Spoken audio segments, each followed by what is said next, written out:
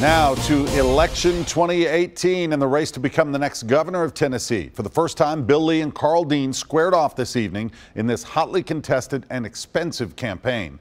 News Channel 5's Chris Conti is in Memphis with how the candidates were split. As the former mayor of Nashville and as a successful businessman from Nashville, Karl and Bill Lee have met before, but not on a public stage and not to debate one another. They sparred frequently tonight over health care and education as this campaign heats up.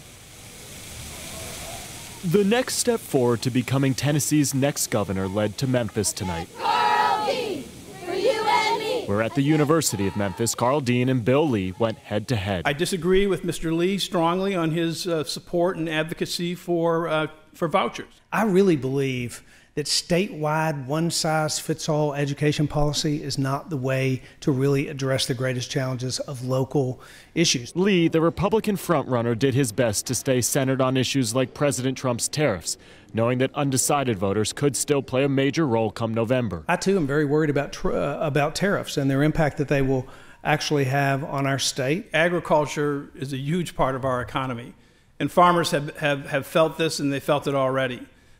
We need to make sure that we're letting D.C. know, that the folks up in Washington, that people here in Tennessee are being hurt by this. Both men never addressed one another directly, but still sparred over health care. Karl is trying to use the issue surrounding the lack of Medicaid expansion as an inroad to rural, more conservative voters. For several years now, the legislature has not allowed Medicaid expansion to take place, but has come up with no idea, no suggestion, no program to replace it. And now people are really suffering. Similar rhetoric from both men continued once the debate was done. Now we have the experience. We know what the results of not doing Medicaid expansion have been. I think our health care system is broken.